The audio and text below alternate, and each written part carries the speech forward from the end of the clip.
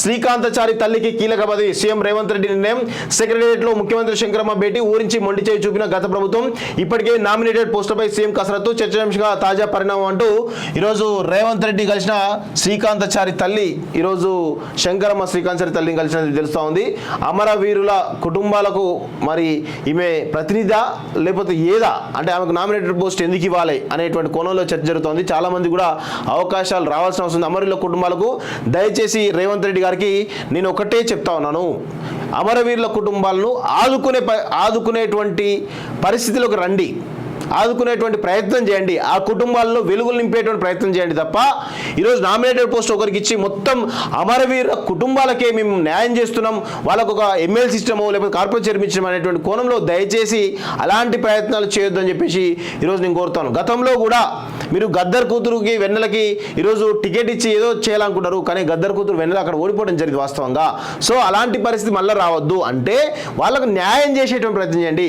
ఈరోజు మనం 1200 మంది కుటుంబాలు అమరవీరుల కుటుంబాలు అన్నాం కదా, అసలు ఆ అమరవీరుల కుటుంబాలు ఏవైతే ఉన్నాయో వాటిని ఆదుకునేటువంటి ప్రయత్నం చేయండి.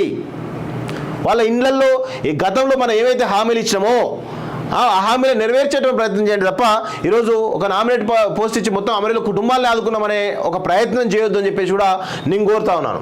ఇక్కడ ఏం జరుగుతోంది, తెలంగాణ ఉద్యమంలో తొలి అమరుడు శ్రీకాంతచారి తల్లి బీఆర్ఎస్ నాయకుల శంకరమ్మ ముఖ్యమంత్రి రేవంత్ రెడ్డితో భేటీ అయ్యారు. మంగళవారం సెక్రటేరియట్లో సీఎంతో పాటు మంత్రి పొన్నం ప్రభాకర్ కలిశారు. కేసీఆర్ ప్రభుత్వం ఆమెకు పదవి ఇస్తామని ఊరించి విస్మరించిందనే విమర్శలు ఉన్న నేపథ్యంలో ఈ భేటీ రాజకీయ వర్గాల చర్చాంశంగా మారింది. త్వరలో నామినేటెడ్ పోస్టులు భర్తీ చేసేందుకు రాష్ట్ర ప్రభుత్వం కసరత్తు చేస్తున్న వేళ ఈ పరిణామం ఇంట్రెస్ట్గా మారింది. సో అండగా ఉంటాం సీఎం ట్వీట్. మంగళవారం శ్రీకాంతచారి తల్లి శంకరమ్మ తనను మర్యాదపూర్వకంగా కలిశారని సీఎం రేవంత్ పేర్కొన్నారు. ఈ అంశంపై ఆయన ట్విట్టర్ వేదికగా స్పందించారు. అమరులు ఉద్యమకాల కుటుంబాలకు రాష్ట్ర ప్రభుత్వం అండగా ఉంటుందని ట్వీట్ చేశారు. శంకరమ్మకు కీలక పదవి ఇచ్చేందుకు రేవంత్ రెడ్డి సర్కార్ ప్రాథమికంగా నిర్ణయించినట్టు తెలుస్తుంది. అమరవీరుల కుటుంబాలు ఉద్యమకాలను ఆదుకుంటామని ఎన్నికల ప్రచారంలో కాంగ్రెస్ పార్టీ హామీ ఇచ్చింది.